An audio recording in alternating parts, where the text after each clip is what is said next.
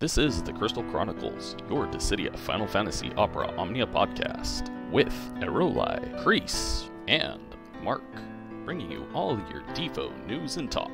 Welcome to Season 4, the LGBT era. Now let's start the show.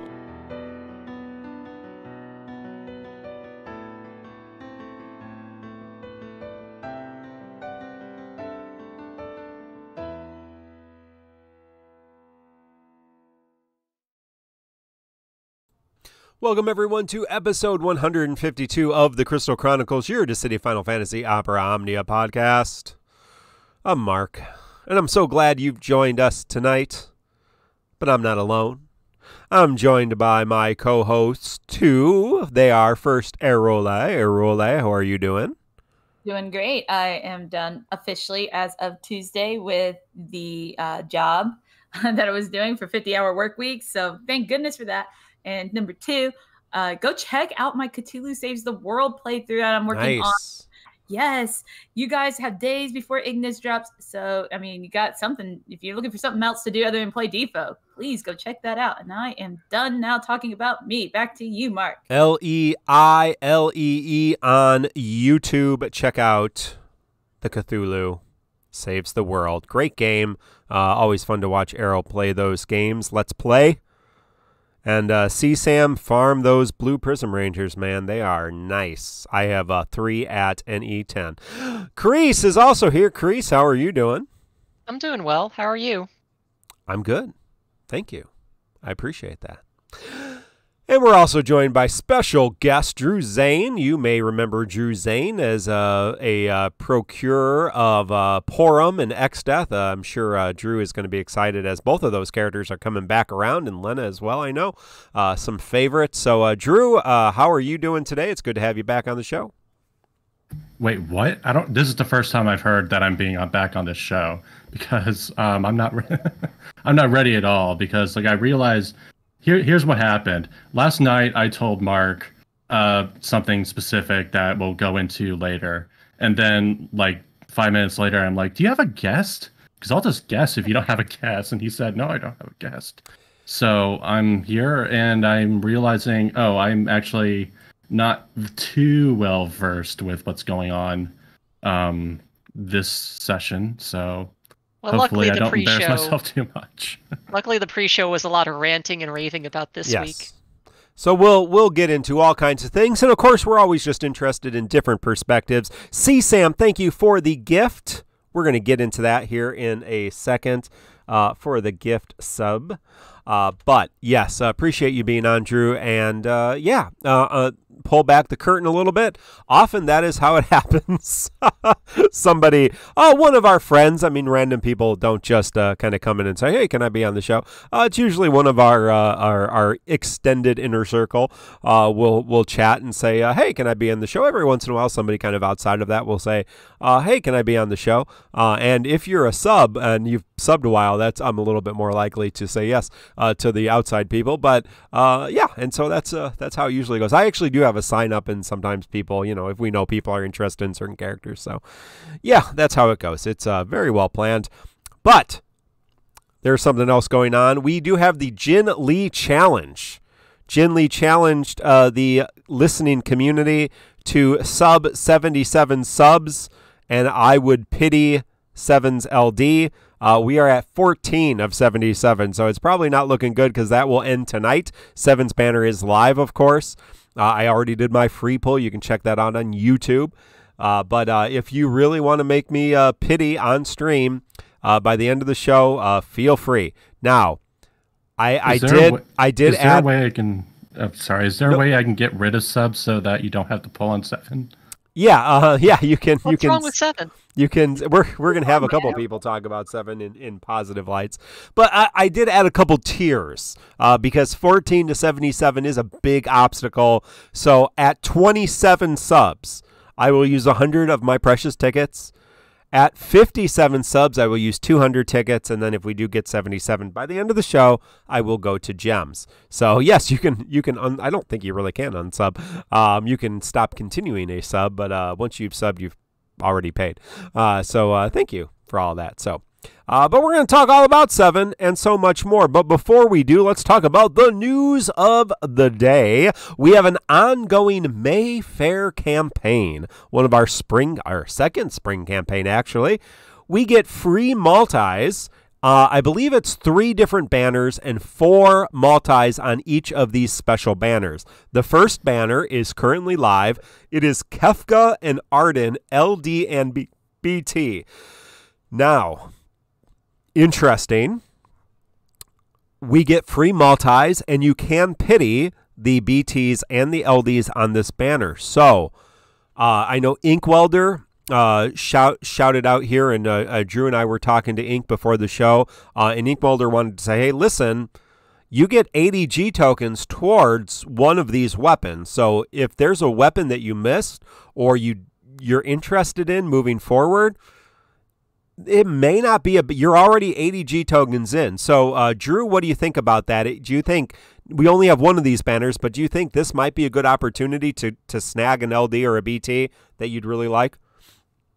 I would say one thing about that, because people are focusing on the burst. But for example, I don't have Arden's LD, and if I cared to get Arden's LD, I don't care to.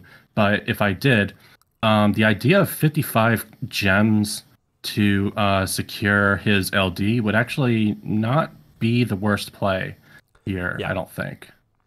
Going for the bursts, probably not. Thank you, JD Terraforce, for the sub. Thank you. But yeah, there's more to it. I don't know if you wanted to talk about the splits yet. Yeah, no, go ahead. If you haven't been looking at the draw info on these banners, I don't know if the next one is going to change, but probably not. And I did ask around to make sure that this hasn't happened before in JP, but do keep in mind that the chance to get a burst or LD when pulling on these banners is split. What I mean is that you're normally when you do gems, you have the 0.3 for a burst.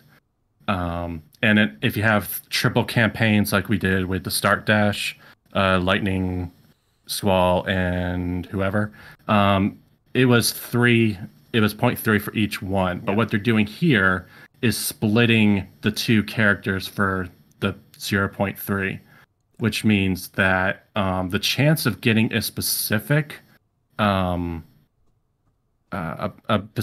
burst is very, very low. However, we do get those first 4 multi-pulls for free, which means it's not too bad to pity an LD here. For example, there's 2 characters I actually already have the burst for, but not the LD. Ulti and Sephiroth, and if they show up, then that I would probably spend the gems to get them. Yeah, that's not a bad strategy. Thank you, JD Terraforce, for the extension of your tier 1 sub. I appreciate that. Arrow, any thoughts on these banners? Yeah, you know the deal. Don't ever chase BTs unless you're marked with 1 million gems at certain points in this game. I don't think I've ever had 1 million gems, actually. Oh, you never. Oh, well, you got close. Every time I get close, I pity a burst. Yeah. Yeah, there you go. So if you're like on it's like a little celebration. You know, you lose 20 pounds, you have an ice cream, right? I mean, you get to 1 million gems, you pity a burst. Sorry, Arrow. There you go. No, I tell that's a great joke. And but yeah, if you are a newer player and you missed out on some of these LDs, or maybe you're a returning player and you've missed out on some LDs, and some of these guys are your favorites, I have to agree, this is a great time to pull an LD. It is 20k less gems if you decide to go for the pity on the last day. You're just unlucky on your other free pulls. I understand that happens to all of us. But if they are your favorite and you really want their LD, maybe along the way you'll get the BT. I mean, it's just that the BTs here, the chances to get the one you really want are lower than the usual because of the weird split. I don't understand why they did that. That seems kind of dumb to me. Yeah. And whatever it is, it is. And who is it? It's Kefka and Arden right now. I guess we know what Arden's BT plus looks like. Mm-hmm. but we don't know the other characters they're releasing. So in this Mayfair thing, personally, I think they should re-release Furion only because JP never got a reprint of that character, and this would be another chance for some people to at least pick him up before whenever he gets his BT or his LD boards or whatever. That's the only other character I think really should be absolutely on these banners, but he's probably not going to show up because he's not popular. So whatever. I personally I've got most of these LDs that they're going to probably show. It's BTs, and I'm not going to pull here because of the weird split rate thing. But other than that, it's nice. I like that they gave us 4 free pull days. I mean, that's really unexpected. I was caught off guard actually because I remember I didn't read obviously very well. I was like, oh, it's 4 multi pulls on 4 different banners. Is how I understood it at first. So then I log in the next day to do my daily pull and see there's a free pull on that Arda and Kefka banner, and I was like, oh, I misunderstood. It's a free pull daily till this banner's gone, and it's going to do that for like a couple other banners like that. So that's cool. Don't forget to pull. There you go. Make sure you're doing your daily free pulls. I don't know why you wouldn't be, but make sure you also do your free multi on these special banners. Otherwise, they're okay.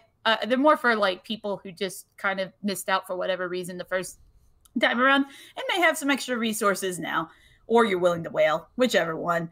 So that's my thoughts. Yeah, I think I hadn't even given them a second thought besides, oh, it's a free pull and, go about your business. You pick up something, you pick it up. But I think, Ink brought some good points there. Oh, there's pity opportunity.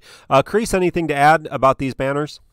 I mean, I think this is a great banner for people who might have missed these characters the first time around and they're interested in getting them now. But remember, these are all characters that don't have their LD boards right now. So I don't know how much you're going to use them either in current content. Exactly. And that's the big problem. Like, they have limited use at the moment.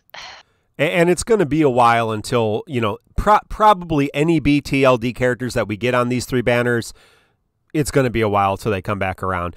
Final ASIM says there should have been an announcement saying that these rates are halved. I don't know if you look in the in-game announcement that it does say that, but always check the rates. I mean, I can tell you, I was playing Disgaea before during the pre-show. That's been a big controversy. This last big banner in Disgaea, the featured character had a lower rate than 12 other characters that were not featured on the banner. So check the rates before you pull, because it's not a don't make the assumption. This is a gotcha game, and sometimes they pull gotcha tactics. Okay, Sism is saying use 70 CP characters in both recent Lufenias. Yeah, but for most people will not be going back to older characters. They'll be trying to use the most recent stuff, the strongest stuff, to give themselves the strongest edge. Yeah. So while, yes, you might be going back and using non-LD boarded characters, typically you'll be leaning on your more recent rosters. Yeah, I am not saying you will not be considering these characters at all. It will also depend on orbs, obviously, as Sism is mentioning in chat. So again, I'm not dismissing these banners completely out of hand. Yeah, I think, again, right, they are 70. They're both level 70 characters. I mean, it would have been nice if they would have just shot them up to 80, not give them LD extensions or anything, but just give them their calls, and have that, it'd be, having Kefka's call, LD call would be fun. Things like that would have been a little bit more enticing to people. It wouldn't have hurt the game, wouldn't have broke the game. Mark, did you say that the notifications did say that they were split, or was that I do not know. I mean, we can look real quick and find out here. The thing is, if they, I would say that this does sour a little bit of it, because if they did not tell us that, then this is something completely new, because JP never split this. So like, anytime they have a special banner like this, I'm gonna have to check the draw rate, forever going at this point, because like, to me, what they're doing on this is kind of breaking the social contract here. But I mean, I was taking the game updated. Apparently, I don't know what's. Yeah, it did. I'm stuck in connecting right now. I'm not sure why it's updating. Well, technically, I was finishing the Lufenia, which I just completed, and hopefully it saved my progress on that.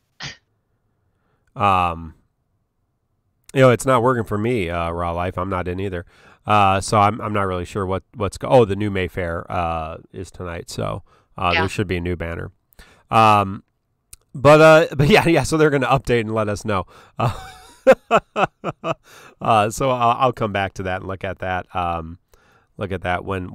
If it goes in into the game.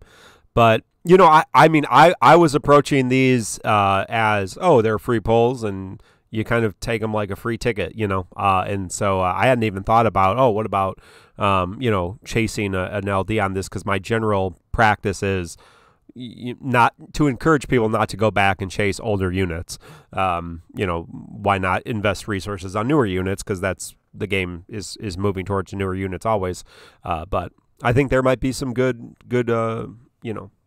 reason to maybe look at some of these banners or give them a second look just in case. So let's look at the Mayfair, or was it a draw? Yeah, draw. Mayfair draw announcement. Free multi. You're already in. Yeah, I'm in. I mean, yeah, I will say, like, while he's looking, I would say, if you are one of those weirdos like me that does have the burst but didn't either choose or didn't get the LD, then I wouldn't say that's a bad idea. Yeah, I don't. I mean, there's nothing. I mean, I'm sure you can go in and look at the rates, obviously, but there's nothing in the announcement that says the rates are any different than normal rates. So, yeah. So, I mean, it goes through all the different weapons, and that's the rates are mentioned if you check the banner details. They usually don't announce rates explicitly in campaign draw details, though. Yep. No, and I mean, that's not been the practice.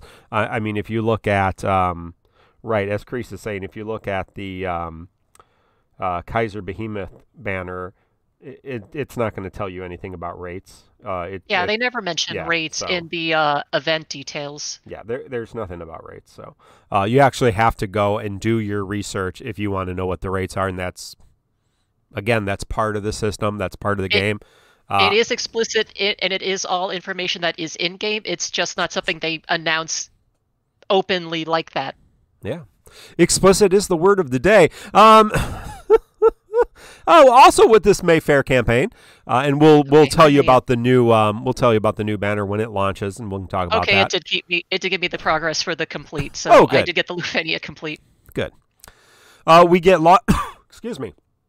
Login bonuses, a new Chocobo panel, status badges. I forget the badges even exist because I have the perfect badge, so why would I ever look at a different one? Psycho Quest ×2, World of Illusions, Carbuncle Treasures. If you're still wanting to get your your Sylph and Chocobo up to level 20, mine aren't. You can do it there. And also co-op, this is the most important thing, co-op first meet reset. So you're getting 200 gems every time you do co-op with a new person you've never done co-op before with. And I think you get up to 4,000 gems just for doing co-op. So that's awesome. We always love when they reset the co-op first meet bonus. So there's also some sales. None of these special sales are usually even worth talking about. So I always look at them. If there's ever a sale like, wow, this is a really good deal, we'll let you know. But it's standard sales. So, if you're missing some stuff and you want it, there's also 2 costumes that are being rerun if you never picked them up, Lena and Garland. I love the Garland costume. I think it's great. It's more of a classic 8-bit look. Really like it. Lena costume, if you're a traditionalist, also a good pickup for you. That's when I don't have any of the Final Fantasy V costumes. There was also something with an addressed issue, just news. The overflow for items. So if you were capped on certain items and you tried to claim them from the raid, they apparently disappeared and did not go into your inbox. And so Squex fixed that fairly quickly. But you may have, I wrote in the notes in the outline, don't hoard crystals because you might miss them. Do you mind if I take like a quick second to talk about this for just a second? I'm going to take a little bit of a rant, but not much. Please. Sure. Because like this kind of topic, whenever you actually bring it up, it gets downvoted to hell, or it's not said properly. So I just want to be really quick and just say, just increase the goddamn cap to quad digits. I don't care about whatever you say about hoarding or whatever. This is not the first type of. This is not the kind of. Excuse me. This is not the first time they've made this bug. It's happened before, and yes, last time also tickets were just gone until they had to fix it. And so all you're doing is creating problems for the player and yourselves, and a bunch of apologies, and it's just stupid. Just do the thing. I know why you're not doing it, because you want to get the FOMO, but just stop making this development shit hell when you can just fix the issue and just move on. Can you please do that, please? It is. That's all. That's funny. All I wanted to say. I think that's fair, Drew. I mean, I think it is funny because there's a ticket cap of $9.99, but you can keep tickets in your summon boards. You can keep tickets in your inbox for 3 months. It's the same with BT tokens. You can keep your Moogle tokens, and then you're juggling. I mean, it's just something else to juggle, I guess, and check in on. But it is, finally, it's a first world problem.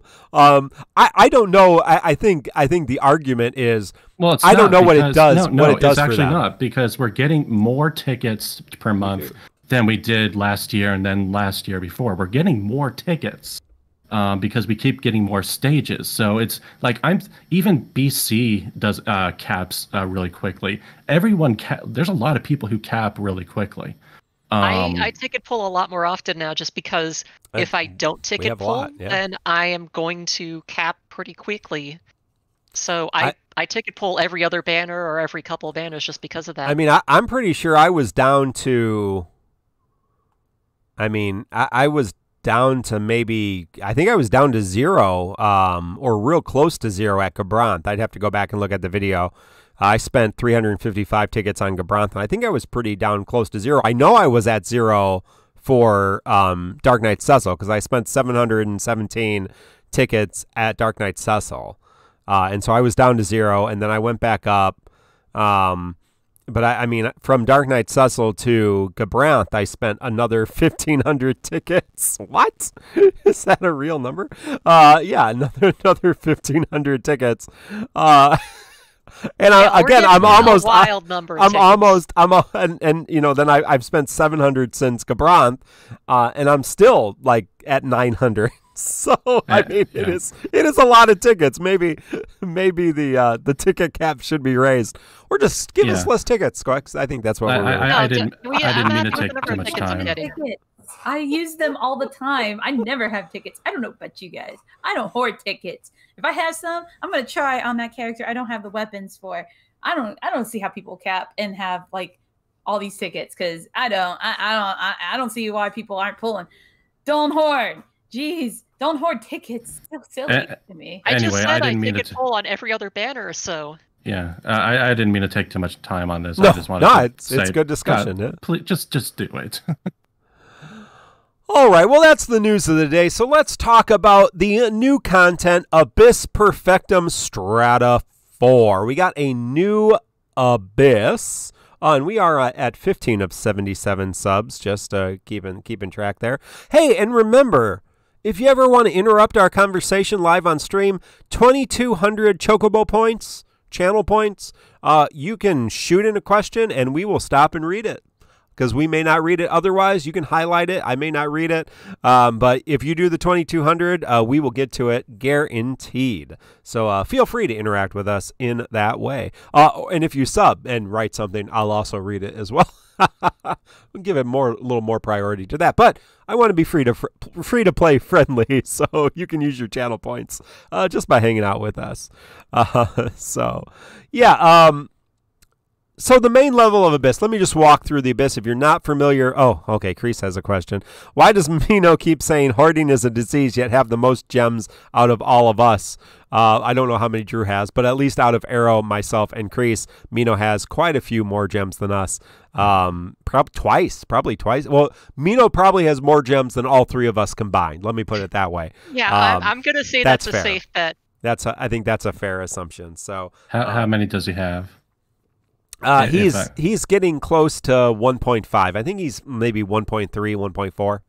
Okay. I probably have less than he does. You'd have to figure out all the boards, I know. I went through and did that the other day to figure out how many I had in my boards. What does a banana cost? That's a good There's always money in the banana stand. Okay, meme question done. We can move on to the content now. So Abyss is, a coded event, so you have to bring in certain types of units, crystal colors, weapons. Sometimes it's from a certain game, a certain Final Fantasy when we've had themed ones. They lock, you have to beat certain nodes, and they all lock just like Dimension's End or anything else, and so you can't use the same characters over and over and over again like a Heretic event. And so the main level requires black crystal and spear. Only 2 requirements. The green crystal is not required. It's just boosted. So black crystal and spear are the only requirements. There are 4 nodes, so you have to have 4 spear users. That's fun, isn't it? I think so. And then 4 black crystal users. And then there's a final node once you unlock both the substratas. And then there's an additional Lufanian. We'll talk great detail, opinions, all this. I just want to get the basics out. Substrata 1, the requirement is blue, white, and red with great swords. There's 4 nodes, of course. Then you need 4 great swords, and then 4 blue characters, 4 white characters, 4 red characters. Substrata 2 requires black, yellow, and green, the other characters, and fist. So again, 4 black, 4 yellow, 4 green, 4 fist. They unlock the final node, which is where the G is. Want to make a point of that, as I think it's very interesting. We'll talk about it a little bit later. But here's the G.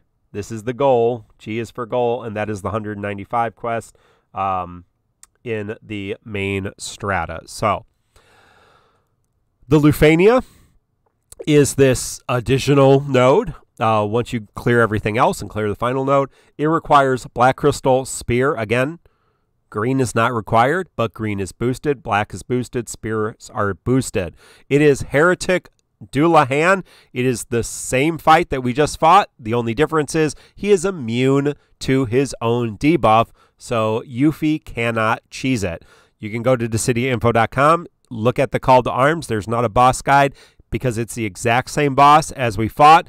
There's a little bit difference in numbers, and of course you have more requirements. Have to bring a black crystal user. You have to bring a sphere. So I want to talk a little bit about that.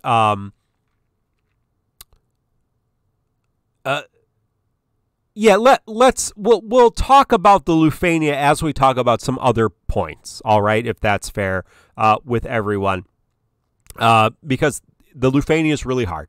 Let's just put it this, really sucks. But overall, so I want, this is where I'm asking those of you who are with me on here tonight, what's your opinion of the Abyss from start to goal? So excluding the Lufania, what was your experience of the Abyss from the S to the G? If that makes sense. Arrow? I had an absolute blast, and I learned I need more fist users because my only good one literally was Rude. I had to use like 0-3 EX pluses and 30 and just base kit characters and carry them. Thankfully, I just pulled Aphmau's EX, and even at 0-3, that thing was super good to carry her through the one of the chaos battles. But yeah, absolutely. You will learn really quick what kind of weapon types am I missing, and I found out I'm going to be pulling on some fist users in the future. So here we go, Sabin and Tifa. That's pretty much it. I had an absolute blast. It's always fun putting together random teams, and even though they're just chaos battles or whatever for the most part, still you have to put together teams that will win the fights against the bosses, because if you don't bring the right stuff, you can still get slaughtered like nobody's business because you're kind of limited. You have to bring the code requirements first and foremost. Those are my thoughts on it. I guess I'll pass it over to our guest, Drew Sane. I need to make a correction. The substratas only had 3 nodes that were locked, so you only needed three fist users locked, and then you got to bring in everybody to do the final one. So I apologize. So Final ASIM said Snow pulling his weight there. That's for sure. He's great. So Drew, yeah, what were your thoughts from start to finish? I actually did like this one. I like this one a lot. It was one of the better ones. I know that I've been doing these and completing these since the original BIS beta. Even when I had like no one and didn't even have all the crystals I needed to max people. And part of that is just because since you don't have the turns, you don't have the turn limit, and you don't have the HP limit, you can actually do a lot that people might be surprised that you otherwise wouldn't be able to. It didn't wear out its welcome. The earlier ones did wear out their welcome pretty quickly, and they've learned that we just want to get that done in about an hour. It had me using characters that I like using, and some that I haven't used in quite a while. And it was still easy enough that I was able to bring in, 15 CP nobodies to fulfill, which is, a good thing. Because, I don't have 4 spear characters prepared to go, but I can get it carried. So, good Lufenia. I thought it was one of their best. Crease, what were your? I'm sorry, I didn't mean. I mean to say. Yeah, not the Lufenia, the Abyss. Yeah, yes. not the Lufenia. I meant to say Abyss. We'll talk about the Lufenia. Crease, I sorry. have not done the Abyss yet, Okay. so I don't really have any input on this yet. Sorry. Yeah, no problem. Been a busy week. I caught up on the raid and forgot about the Abyss. Yeah. Well, I think Drew brings up a good point. Some of the early Abyss was a little sloggy. It took a long time, and it was just a lot of trash. This seems to be a really good balance. There's 4 nodes on the main floor. 3, I misspoke and said 4. There's 4 nodes on the substrata, but 3 of them are the ones that have lock your characters. So it was doable in an hour or two, to get to the Lufenia, or to spend some more time if you wanted to. But I really, as Arrow and Drew, Raw Life said Abyss is the perfect content. Instead of destroying trash waves for an hour, you have to actually build teams and consider team comp. It's the most fun you can have playing this game, in my opinion. Some other people were saying, Valerius is saying it's good to experiment and find new team compositions. A lot of people are saying similar things. So I love it. It's fun to think like, oh man, who do I have who's a fist user? And then, who can I have that fits in the color scheme of these things? Because not only do I need to, where's my green fist user going to go? Where's my yellow fist user going to go? Where's my black fist user going to go? And so, you have to kind of build it in. And I always like that. I like being limited in that sense for content that is beatable. And every once in a while you come up with a team that's just garbage. And you're like, oh, well, I really need to think about that. And it does reward those of us who have been playing a while. I'd be interested, and I think we've talked before with some newer players. We've all been playing the game for a long time now. But, how new you can be to actually complete this content when it comes to Transcendence, Dimensions End, Abyss. I would assume getting to Stratum 4 for a newer player, a little tougher. Predator saying, love that I was able to use AFMA again. Yes, 100%. There's several great. Ida is a great. She's been She's been a favorite of mine since the beginning of the game. Even though I've never played Final Fantasy XIV, I don't know anything about the character. Yida has been doing work early on, and I've loved all of her iterations, and I'm looking forward to her LD. So I love any opportunity to use Yida. So, you know, she was putting in work there. So, that being said, let's talk about the Lufania. I mean, I think definitively this Lufania sucks. And if you're not, because you were able to Yuffie cheese last week, we told you, Dullahan, cheese it. Don't go through the pain of actually doing this fight. It's a pain in the butt. And now the devs have said, oh, by the way, here's an opportunity for you to have that pain. Some of you actually, you know, don't like yourself and did it anyway, and now you had to do it again and are not real happy about it. Just to give you a sense of why this fight is such bullshit. He cannot be delayed at all. He cannot be rebroke. He cannot be delayed. He cannot be launched. He has an orb that is super restrictive because it is only water damage, and we have one up-to-date water damage dealer and one water call. So, not a lot of options. He freezes. Two, actually, with Mog. Yeah, well, yeah, Mog is also the call. Yeah, right. Two calls. Yeah. One of them is the character. Yeah. Good point. He has the Shiva freeze ability, which is ass. We all know. He has HP poison, significant HP poison. That thing that you threw back on him and killed him. Yeah, he has that. And he has terrible AOE HP attacks. Am I forgetting any else? There's just it's a lot of garbage in one fight. Oh, Leviathan too. Thank you, Indolard. Yeah, definitely a Leviathan. Big help here for that orb. It probably would have been much more. And in addition to all that, that would be tough enough.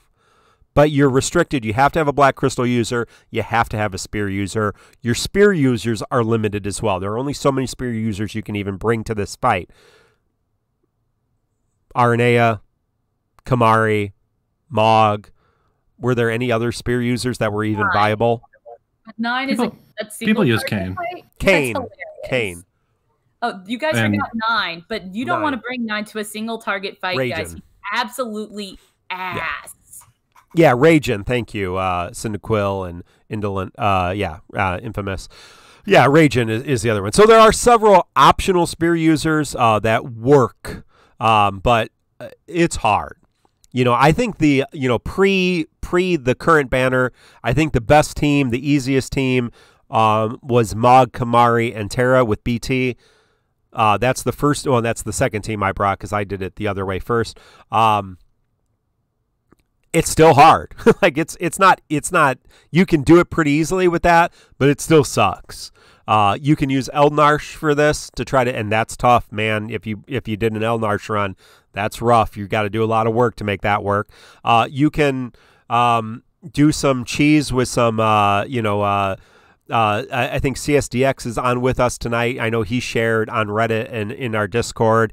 You know, you can use Selfie's Call and a character like Squall.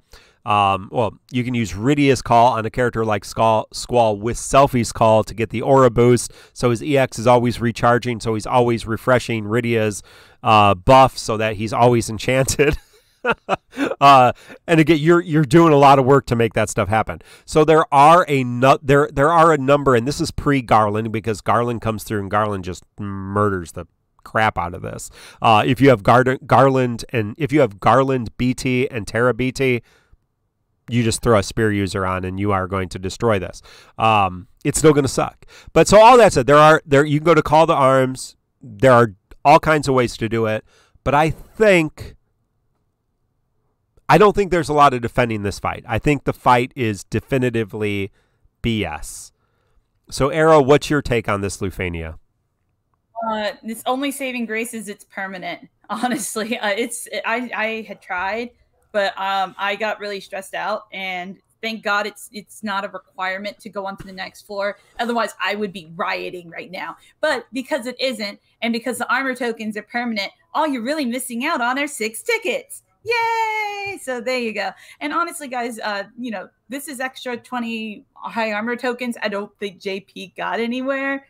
Hey, Mino, I don't care. I value my health and my stress levels over winning a fight for 6 tickets. I don't know about you guys. I'm not going to fall for their trap to pull for Mog. No, screw you, game. I do not play by your rules at all times. And this is one of those times I said no. I'll come back later.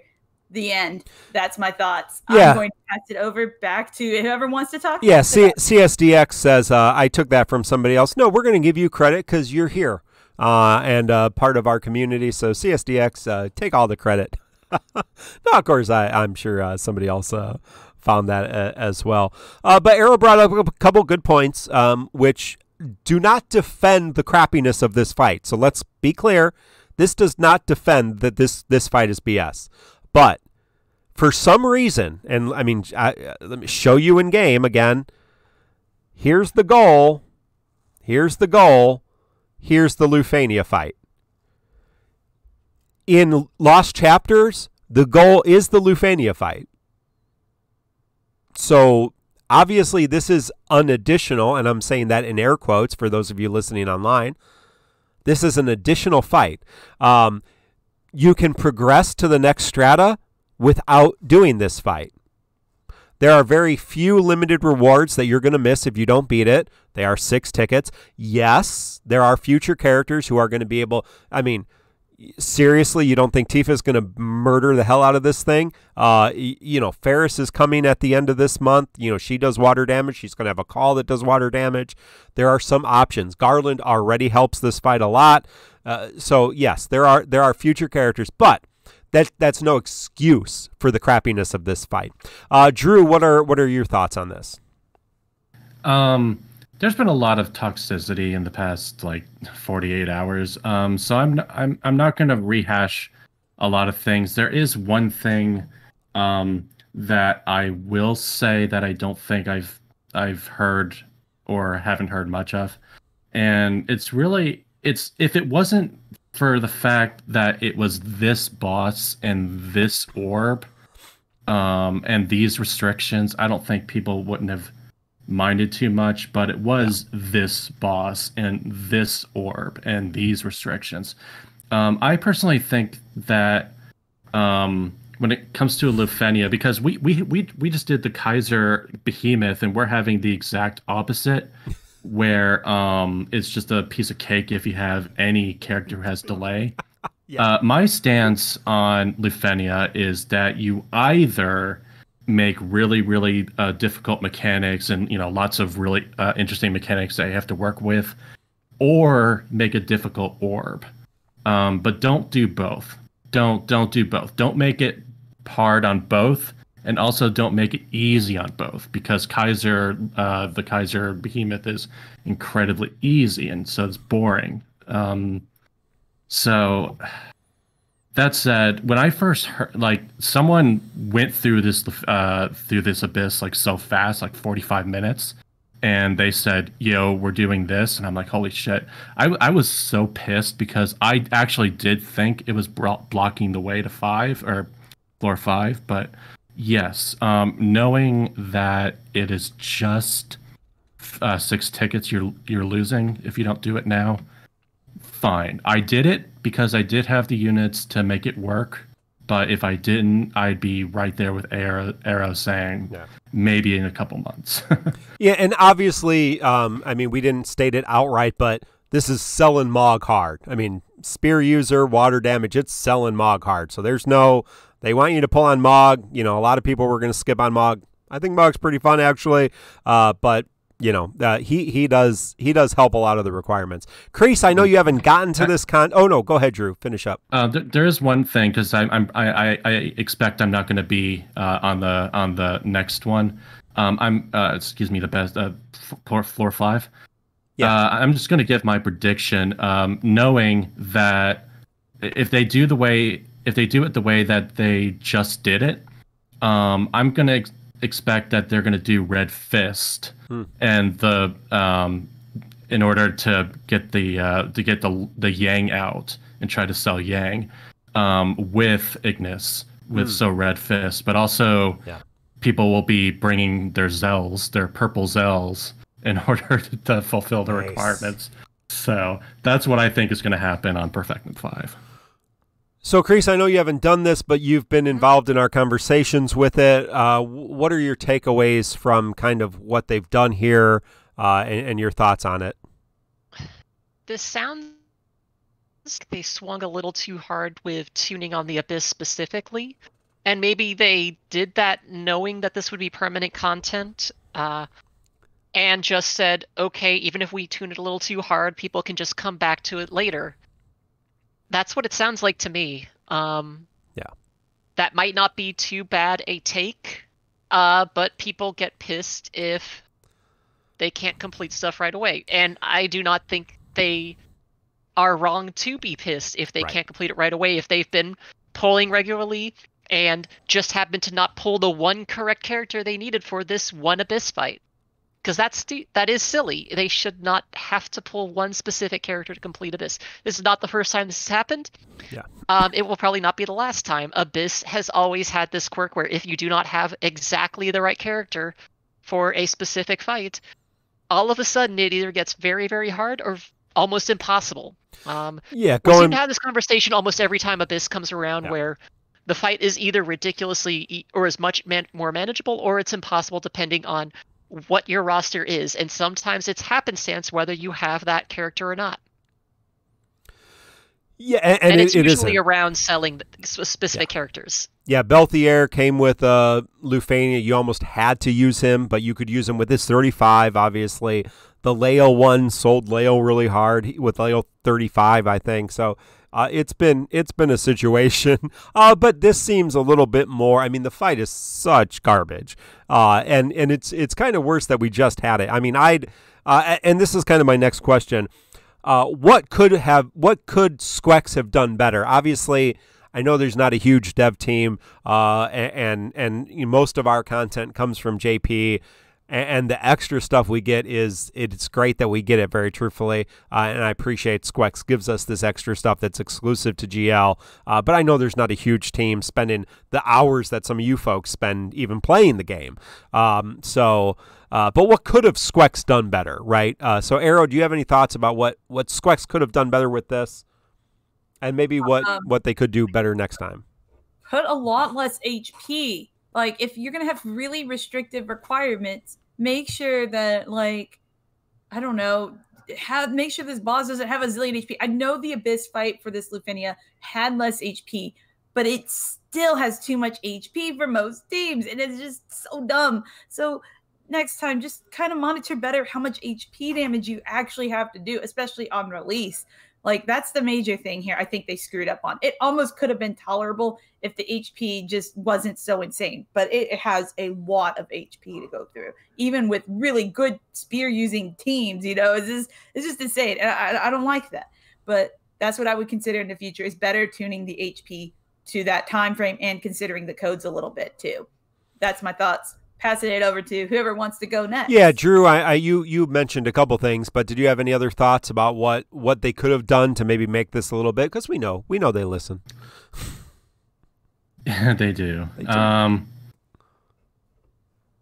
mean, like I said, it's really, and maybe it is that the stats should have been down. I also want to point out that that's the third. I forgot, and I want to point out that that's the third Dualahan fight that you do in that Perfectum. Yes, it is. But yeah, it could have dropped stats. I also just think in general, Lufenias should either have really hard fight mechanics or really hard orbs, but not both, and not with either of them. So that's all I can really say. And Dualahan has all of them. I mean, again, it's not just a very restrictive orb, but also very restrictive board and the Abyss codes and not being able to be delayed and not being able to be knocked back and not being able to tank his AoE attack without various things and having the, HP poison and having the free. I mean, it's just ridiculous. Yeah, so, what are your overall takeaways? And, this is part 1 of 2 Abysses we're getting this month. So, we can wait until the next one to kind of give our... Yeah, go ahead. Crease. Mino is saying that the data mine He's banner... lying. Is he lying? I assume he's lying. He has to be lying, right? I'm sure he's trolling at this. We don't data mine. I've gotten in trouble because of that. So we'll find out in 10 minutes what the banner is. As of right now, it's not up. So if it's Kamari and Mog, that would be hilarious. I did feel like it was a big middle finger from the devs to all of us who were like, just use Yuffie. Don't deal with this fight. I feel like there was this one like Doulahan guy. He's like, I spent all this time making this Doulahan model, and you're gonna fight this fight. And so he said, here's a restriction. You know what I would like moving forward? I mean, they don't got. Listen, folks. If you want better. If you want better things, spend money on this game. This game doesn't make any money. Spend some money on this game. Or give money to me and I'll spend money to the game. See, it all works out. That doesn't guarantee they'll spend, because I've played plenty of gacha games that make a lot more money than Defo, and they don't do half of what Defo does. So putting money into a game does not guarantee that they will do anything productive with that money. Hear me. I was just joking on the money thing. But you know what I'd love? You know who would be the perfect enemy for Abyss? The perfect final boss, the perfect side boss, the perfect secret boss? Tonberries would be perfect for Abyss. Come on, Squex. Give us a freaking Tonberry. Nomura. Sure, why not? Sarate says Nomura would be the greatest secret boss. Or the Tonberry summon, since they're using summons from FF8, and Tonberry was one of them. Oh my goodness. That would be hilarious. We need Tonberries. That's all I'm gonna say. Why we don't have Tonberries. We have so many others. That was great. Hey, that's Abyss. Let's talk about his Raging Blade. Yeah, that was maybe something to think about before you brought that to the translation team. Guys, come on. Maybe it's a wink kind of thing. Maybe. Yeah, I don't recall Joshua talking about it on stream. So the streams happen while I pick my kids up from school. So I'm kind of watching them as I'm driving and waiting to pick the kids up from school. Yes, I have Twitch running on my phone in my car. That's not against the law. His Raging Blade, Kaiser Behemoth Raid, because he has a blade and he's angry about it, brings us a couple new characters. We got Garland, who we already had in LD, but he gets LD boards, and a BT, and we got Seven's new LD. So, Crease, why don't you tell us, please, about Garland. What did Garland get with his LD boards, and what's his BT bring to the party? Sure. So, first, his LD board. His LD board pretty much gave him a huge overhaul on how his LD works, and the LD effect itself changed. Basically, it didn't change the LD effect itself so much. It made it better, but the big thing it did was make it so that it's just a better effect, period. So, LD itself, Bind of Chaos, now is 2 AoE Brave attack. It's 50%. It's a double AoE Brave plus HP attack. 50% splash. Still has the free ability use on next turn. Chains of Time, the special effect that Garland gets afterwards, now triggers follow-up HP attack, Brave plus HP attacks that are executed twice after every HP attack that Garland does. So that's pretty awesome. It's basically giving Garland a lot more HP attacks. big changes that Garland gets with Chains of Time, along with the follow-up HP attack, or HP attacks now, are that he gets increased HP damage, along with pretty marked increases with his Brave damage. Remember, he still has the increase Stolen Overflow. He still has the speed down aura for enemies. He still has the defense down aura for enemies that get stronger as he builds up stacks. You want to maintain that, so make sure you refresh it before it falls off, or you'll have to rebuild it again. Brave damage increase, as I said, and he increases buff duration, so once he has Chains of Time up, he can maintain Soul of Conflict much more easily. Basically, you can maintain it almost indefinitely if you're careful. And that's it for his LD. Basically, it just makes Garland a monster with single target damage now. His burst effect is basically working off the same thing as Chains of Time. Every turn every turn that an ally takes, his burst effect gets stronger. It lasts for 6 turns. It increases Brave damage, HP damage, the Brave damage limit, and Stolen Overflow every turn, up to a maximum of 50% increased Brave damage, 30% increased HP damage, 40% increased Brave damage limit, and 40% Stolen Overflow. After it's 5 turns, I believe, to get up to that maximum, which is, nothing to laugh at. Garland increases the party's damage by quite a bit if you just give him a little bit of chance to work at it. It is pretty impressive. All you have to do is sit there and tear at it. This makes him basically, I think right now, and along the way, he's also providing a small defense down aura and a pretty nice speed down aura to the enemies as long as he is alive and on the table. He does not take any debuff slots, so he plays nice with debuffers. He is just a solid damage dealer. I don't really have much else to say with him. He still delays. He still does a lot of damage. He works great right now. In my little bit of experience I've had to play with him, he's doing a lot of damage per turn. Those double HP dumps after every HP attack are very noticeable.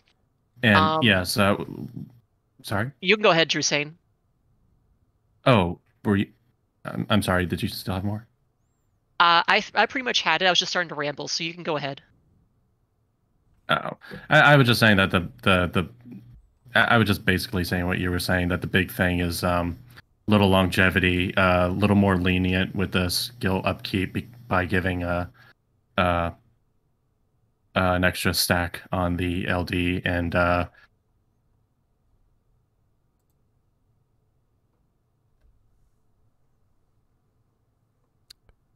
Drew, are you still with us? I would say that, like, at this point, when I was watching JP videos, I felt that Garland was the start of a major standard for damagers moving on.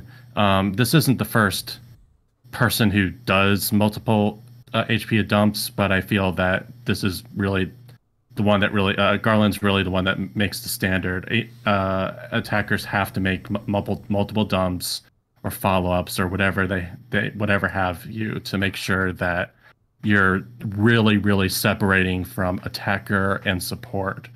And boy, Garland's a really good attacker. Yeah, Soraya, thank you for the sub. CSAM says, is Garland BT over tokening? I sure think so. Yeah, Garland is great. As Drew was saying, he kind of works off of that move. We got Squall with his follow-up and his, extra HP dumps, Tara with her ridiculous damage. But you're seeing kind of a new standard here. Obviously, I liked Garland a lot in the first run with his LD. His invisible debuff auras are awesome. The speed down, the delay. I love that mechanic anyway. I know Arrow's not a big fan of the delay delete thing, but I love it. And so I liked him early on and used his LD. I already had his LD. His BT effect is, I think, arguably right now, the best BT effect in the game. It is by far. ridiculous. It is a stacking BT, so every time someone takes an action, as Chris said, it goes up to 5. But yeah, what it gives you is so great, and he is so slow that 6 turns, Tara's 10 turns of her BT are gone in 2 turns.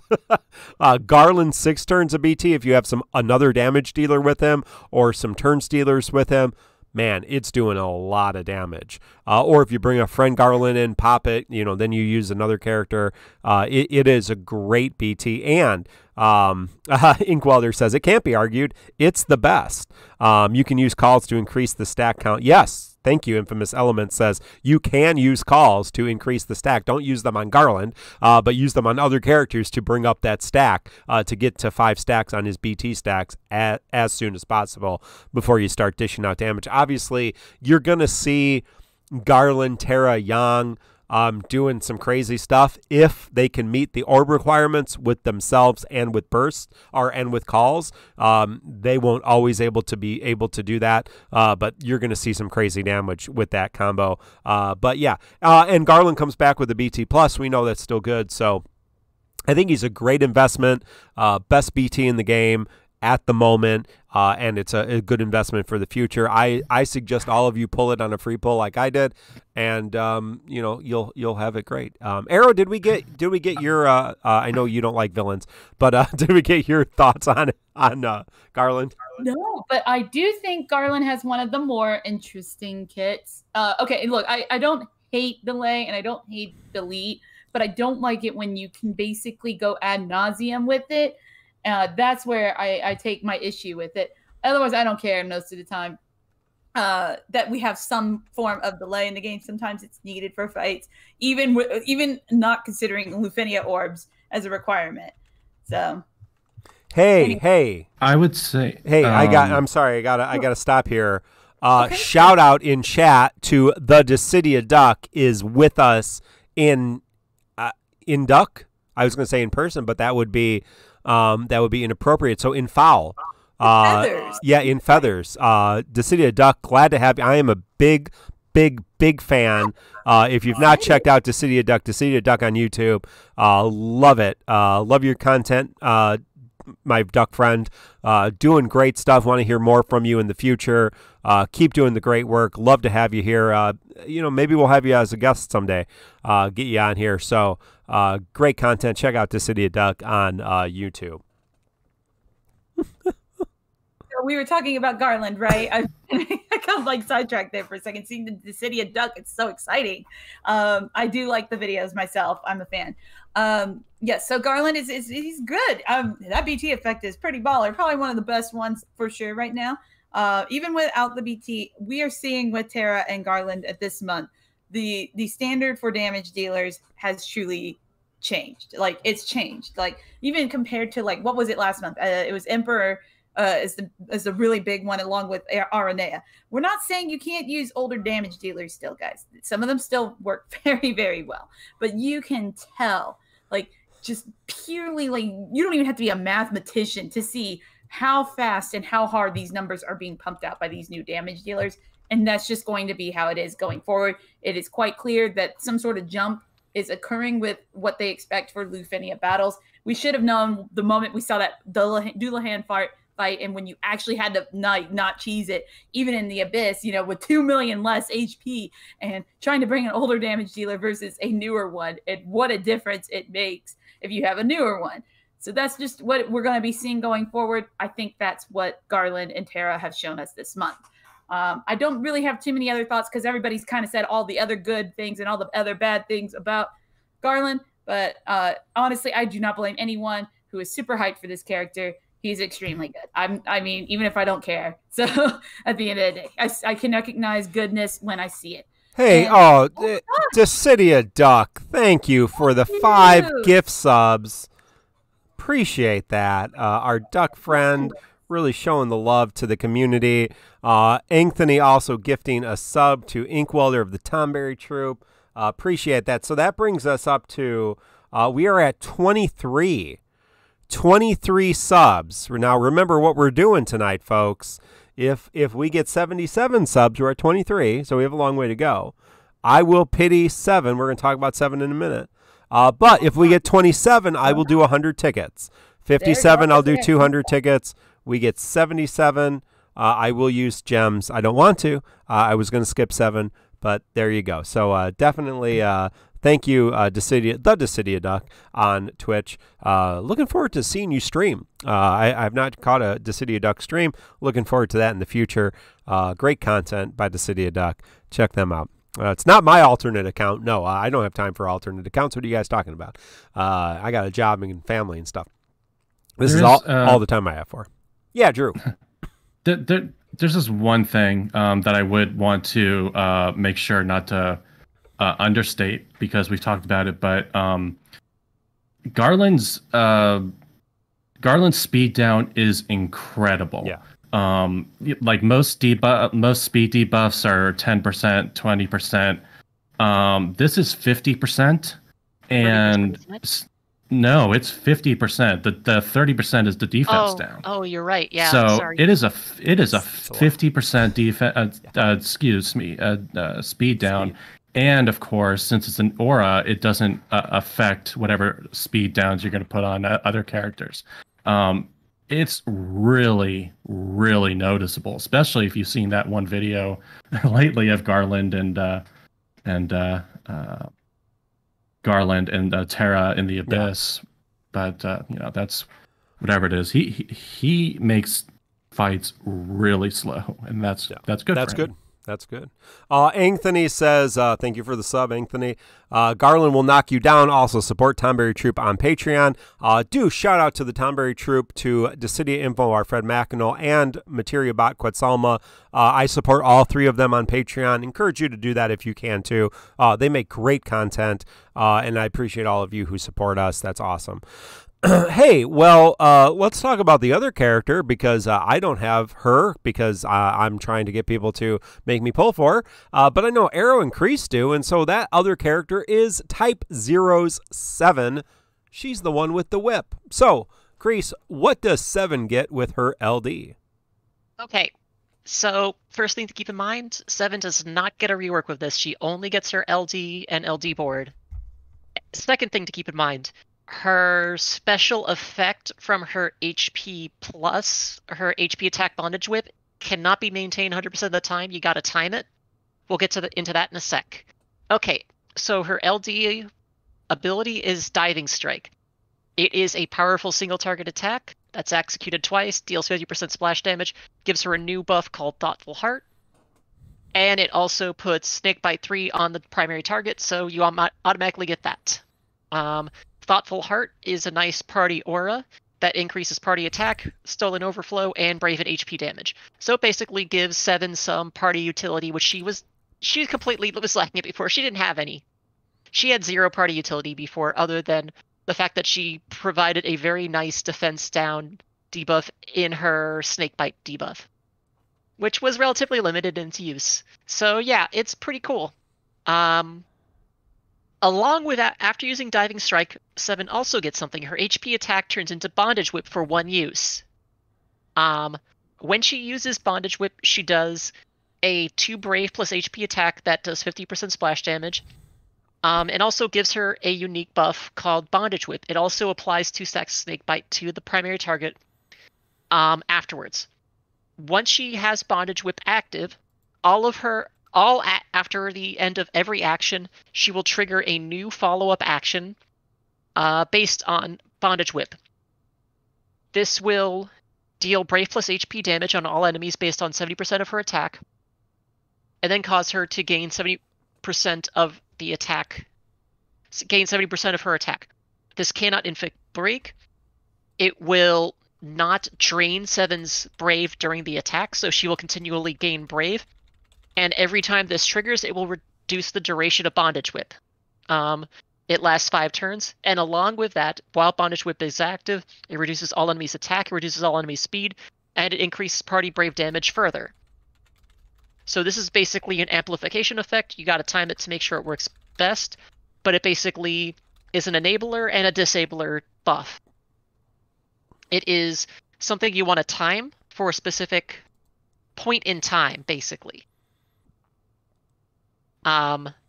Other than that, 7 works exactly the same. You use her LD to help if you want to set up a specific timing on her effects, and otherwise you just go to town with her. You try to save her. You use her effects, you use her elemental lash to hit hard when you want to. Use sadistic spikes as often as you can. Remember that it recovers uses of snakebite and lash. You can spam snakebite and lash pretty liberally. And other than that, you're good to go. She doesn't really run out of ability uses, so you don't really have to worry about that too much. In the little bit of time I've used her, the big thing you got to worry about is just timing when to use HP attack bondage whip so that you get the most use out of it. And I haven't figured that out completely yet. Again, it's a very powerful effect. It's, as I said, strong disabler, strong enabler for the party because of the increased party damage, amplification, and also the enemy attack disabling effect. That's my thoughts on it. I'm going to pass it over to Arrow next because I know she has a lot to say too. Okay. So first things first, guys. One thing I want to point out with 7 is that she's super good for stacking debuffs with. We talked about this with Camlanot before, where like there's a certain playstyle that's very okay to use. It's just not a very popular one where people like stacking debuffs. If you are into that, 7 now can do that. Thankfully, a lot better than she used to be able to. So the one thing you can also think about is, yes, you can only have the snakebite debuff on one target, but you can just let 7 focus on that one target and let the party focus on the other targets if you want to. I mean, it's there. And she now has some AoE capability because of when you use the bondage HP attack, you know, she does that little follow-up every turn. So she has tactics armor. I just want to throw that out there. That it's kind of a big deal if you're also into debuff stacking, because multiple tactics armors also stack. Keep that in mind. So if you want to play her with somebody like, I don't know, Emperor or something, you can probably have some fun with that. And trying to time those windows though for the HP plus is tricky. But if you want a very simple way to really maximize it, you can just use her HP plus and let the burst character go right after. The debuff won't tick down while you actually burst using the burst attack. So you can get a lot of extra brave damage on your target. You can also stack this debuff. Yeah, you can also stack everything with like with calls. So you can bring your Jack call, your Areneas, all that other stuff. So you can get quite a lot of mileage and add a lot of brave damage up. And now 7 has that HP up too, which is actually noticeable. I was a little surprised during the fight. So I really enjoy her, but I honestly can't push people to pull for her unless you're like super big in debuff stacking or you just think 7 is really cool. Look, I passed on 7 back in EX Plus era, and I've said it many times on this show. I regretted that. So I said this time I won't pass. I decided not to pass. And I've had a lot of fun. And sometimes, for me, that's more than enough because I will tend to use these characters for something stupid in the future anyway. So, but can I hugely recommend her for most? Most people probably pull for 7 or Waka at this point, and I can't really say that it's for everyone. But if you are a debuff lover, this girl is right up your alley. So that would be that would be my thoughts on that. Who else has not gone yet? I think our guest host hasn't gone yet. I'm going to pass it over to them. So I've never played 7, but I do follow her kit, and I actually really, really like the concept of it. She basically chooses a target and, gets and says, okay, party, blow this shit up with all my debuffs that I'm giving you. I really, really like it, and I think it's really well realized in the game. I think it's just that the numbers are a little too replaceable for me, for me at least, to give much notice. She does have a new party attack. It's okay. She has her overflow. It's okay. She has right now. It's in future. It's going to be like sort of a standard support boost because I don't think you guys said that she's getting bravery and HP damage ups now. But but if you did, then she does have that now.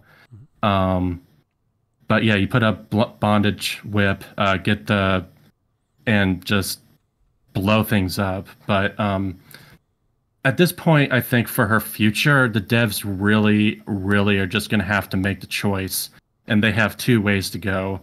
They either have to say, okay, we're going to give splash damage to people, or they have to make her single target potential so strong that she's a very, very high priority pick for single target fights.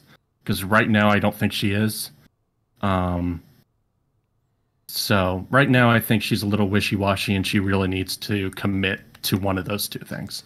And that's really all I would have to say. Illuminasa, thank you for the tier 1 sub and 1 year of subscribing to us. It's crazy when I look at, I check out the subs and I see folks who have been subscribed to us for years now. It's just great. It's great to have all of your support.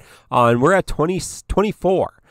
So three more subs, and I will use 100 tickets at the very least following the stream. On 7, so we'll see what we can get. So Inkwelder, somebody was asking who to pair her with. Arrow says other debuffers like Emperor.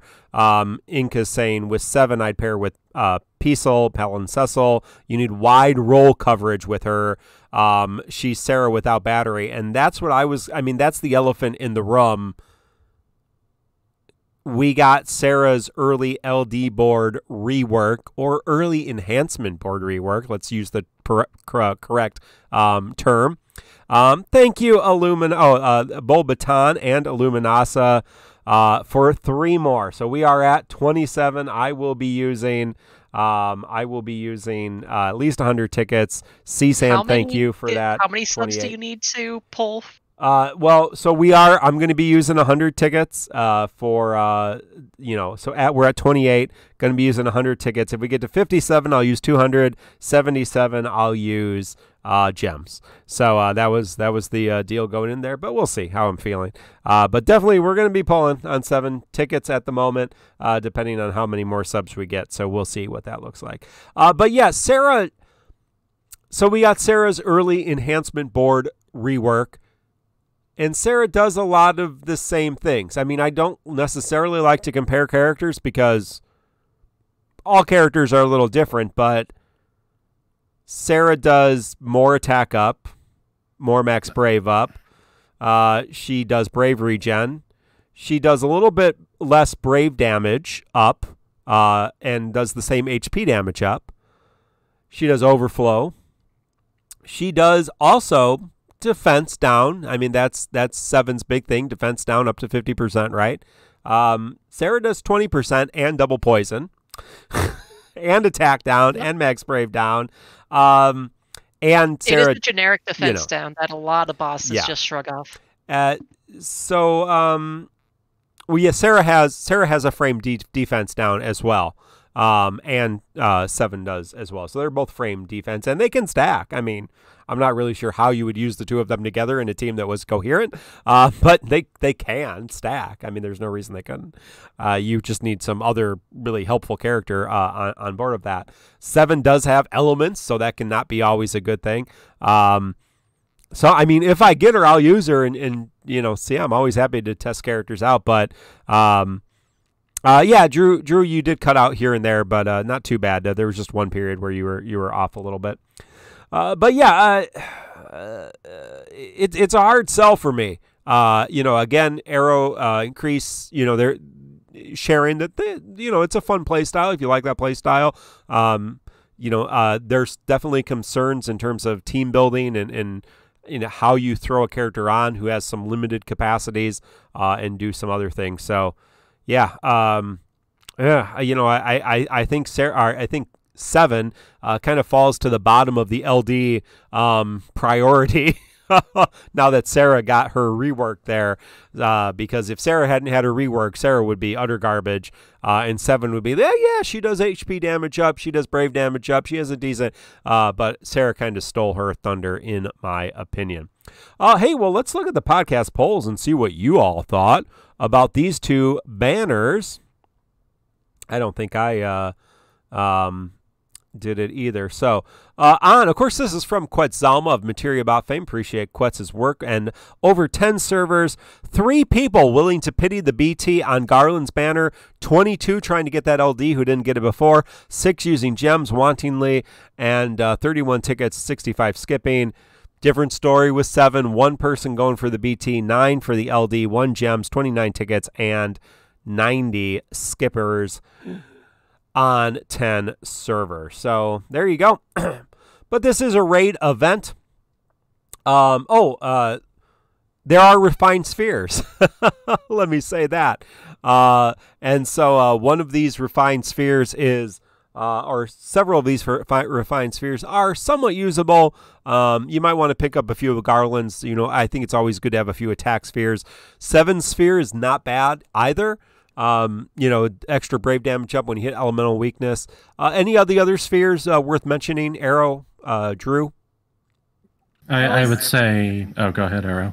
Oh, I always say Freya is worth having a couple of extras around, especially if you have multiple D slots on the character. I think there's a couple like that.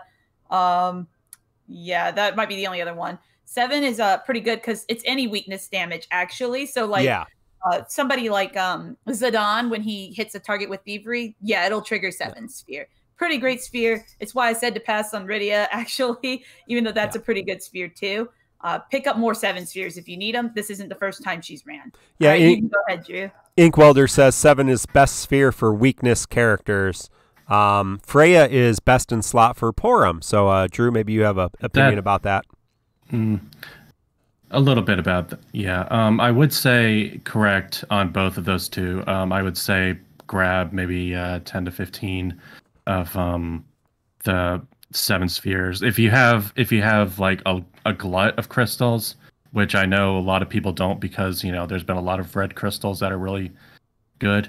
But yeah, I would say get maybe 7 or 8 Freya spheres total. To prepare for stuff in the future, and try to get as many 7 spheres as you're willing to do. Now that said, this is the last red crystal. Like, you got to get these. Like what I'm trying to say is that there's not a lot of red crystals coming up. That's going to be really breaking your red crystal bank finally, because there's been a lot of red crystals that are really good. Get ready for white crystal though. White crystal is going to have more Seymours. It's going to have Hope. It's going to have Lise. So get ready for white crystal and a little bit of green crystal too. Yeah, pick up those Seymour things. Hey, we also have a raid event. If you're not familiar with how raid events work, it is a community event. So we all fight the boss and we get points. You need to do your own, and if you bring a full synergy party solo, or if you go to co-op with a full synergy party, you need to do a number of runs. Now, there is something I want to talk about when it comes to this raid that I noticed for veterans. Hey, the new banner's out. It's Vaughn and Shantoto, so if you miss those, you can pick up Vaughn or Shantoto. Vaughn comes back not too far in the future, so if you want to pick him up now as opposed to later, that may be an option for you. So what I want to talk about is the raid rewards. And let me see if I can pick it up here. Because, to get all the rewards, you need 4 million points, which ends up being about 20 full synergy co-ops. So it's not terrible, and you're probably going to do it anyway. But that being said, where are the rewards here? It's under single individual character mission details. Here we go. I think this is it. Yeah. Some of these rewards for veteran players kind of suck. So for 1 million, which is about 10 co-ops, you get chocobo feathers, you get some higher power orbs, higher guard orbs, you get a bloom token, and you get high clusters, which is good. You pick up some extra. From 1 million to 2 million, it's just bloom fragments. At 2 million, you do get 50 chocobo feathers and 500,000 gil and 1,000 of each orb and another bloom token. And then from 2 million to 4 million, it's higher guard orbs. The thing with the bloom fragments, if you look on my screen, so you see I have 6 bloom stones, in my exchange, and I have no characters to use them on. So bloom fragments and bloomstones at this point for a veteran like myself, completely useless. So I'm not going to fret on the raids because, yeah, some of these, the 50, I'll get the 50. I'll probably get all 40 of them anyway. And one of the reasons is there's some interesting artifacts to grind. And I know Drew wanted to talk about that because Lena is featured on this and we talked about her costume. This might be a good time to rethink about your Lena artifacts. Did you want to talk about that, Drew? Yes.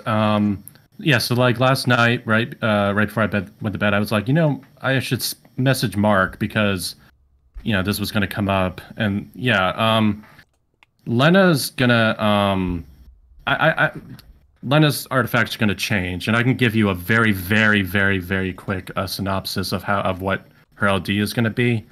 She's going to have an LD that has 3 charges. And with each of those charges, she's going to get 3 potions. She's turning into an alchemist, basically, or chemist, really. Each of those potions does pretty much the same thing as her LD. So she's going to have, basically, because of that, 12 uses of her LD. Now, what her LD does is do a ton of damage based on the full party's HP. So, and it has a lot of modifiers to it. So the more HP, the better. So what you're going to want to do with Lena moving forward is to, and unfortunately, because she gets her artifacts thrown around a lot, but right now I would suggest getting max HP artifacts and then have your secondaries be Eye Brave and Attack. The secondaries don't matter too much. The Eye Brave is going to help her battery a little bit. Her attack is going to do a little bit. But I really, really suggest that if you're doing these co-ops to start moving Lena to get max HP artifacts. Yeah, that is a good advice. Probably not something on somebody's radar. So if you're doing that, make sure that you focus in on those. Yeah, some people, and there is, of course, co-op with this, and we do need to, Mino reminded us, we do need to do collaborative, so we all need to do our, but I'm just saying, Squex, make the rewards a little bit more interesting moving forward because they're not. And so we do need to all do some co-ops to make sure that we get the cumulative rewards. People are saying use Garland's Burst. Yes, first turn, use Garland's Burst. There's no reason not to use Garland's Burst. His burst does more damage to everybody. The boss in Cosmos has a ton of HP. First turn burst. Nobody, even if you first turn burst, everybody's going to get a turn, right? Even if 2 Garlands burst, everybody's going to get a turn. Even if you AA, first turn AA, Jack LC, Jack LD call, Jack regular call, and then burst, and then the second Garland does the same thing, boss is still going to be alive. So, use your burst, go to town, have fun. There is a Lufania for this, and it's the Kaiser Behemoth. If you're not familiar with the Kaiser Behemoth, he's a regular behemoth. Then he gets angry, he stands up, he gains all his HP back, and then he's angry. Pretty easy fight, actually. And he has a mannequin. He has a Warrior of Light mannequin. He's got a lot of HP.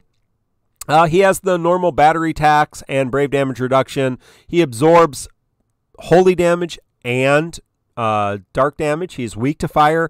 He cannot be launched. One issue, he lethally counters magic attacks. If you do a magic attack, he will kill you unless he is stunned or paralyzed, confused, or the frame paralysis. A lot of people who are bringing Terra bring Ramu to have that paralysis, then he won't be able to counter you.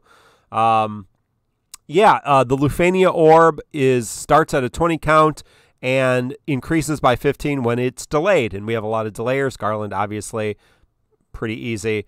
The Warrior of Light mannequin, not so much HP, but if he does live, if you let the Warrior of Light mannequin get a turn, he does use Bitter End or Warrior of Light's LD, and that can be a pain in the butt. So you probably should kill him and then deal with the Kaiser Behemoth. Yes, the Kaiser Behemoth will resummon, but you can pretty much no-turn the boss if you have Garland. If you have Garland BT, it's hilarious. If you have Garland BT and Tara, it's even more hilarious for this dumb, stupid boss because you just kill him. You can bring my friend Garland is up. You can bring a friend Garland. That's going to help a lot as well. So this is not as challenging as Doulahan. Lots of different options. Yeah, Kreese, you were able to finish it. I finished it during the podcast recording. A couple comments I would say, and kind of to echo what Mark said. The Kaiser Behemoth itself is not the threat, at least for most of the fight. Warrior of Light is the threat. That little asshole gets a turn, and he's going to kill someone unless you prepare for it accordingly, like bringing a tank, bringing substantial defenses, or bringing someone like Ferris to give all your characters last stand, because that first attack it does will definitely kill someone outright. I tried all sorts of things, even with my team that I was trying, and even dropping Warrior of Light down to 0 Brave before it would take its turn, it would still one-shot a character if it did not have a last stand mechanic. So just be careful. GW01F, thank you for the Twitch Prime sub. I appreciate that. We're at 29 subs if we're keeping count. Arrow, how did you approach this fight? I brought the Aranea, Waka, and 7 to this. Oh. I'm going to use my 7 at least one time. Why not do it when she's boosted? Anyway, fight was super duper easy. Even if I probably didn't bring 7, Waka absolutely just... Waka meta. I mean, obviously. Fight, man. I'm not kidding. That debuff. It's just so dumb. Like, okay, so you have 2 out of 3 chances to basically lock out Warrior of Light. Yeah. So as long as you get freeze or confused, you have more time to kill Warrior of Light before you would think about using Bitter End. Or if you get the freeze, it doesn't matter if he attacks you with Bitter End, because you're going to basically ignore that and take 0 damage anyway. You do have to deal afterwards with the what's it called? The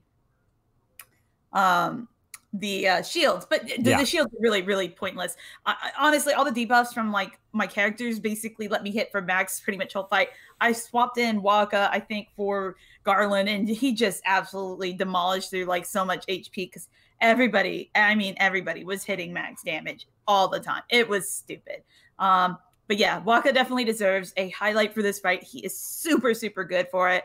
And Aranea also deserves a special mention because you can just mostly focus on the boss, and she's going to handle the orb and everything for you. Who is going to complain about that? So anyway, very easy fight. Thank goodness for something that isn't too bad after, the whole Doulahan thing and Abyss. And if you decided to go legit even during the Lost chapter, yay.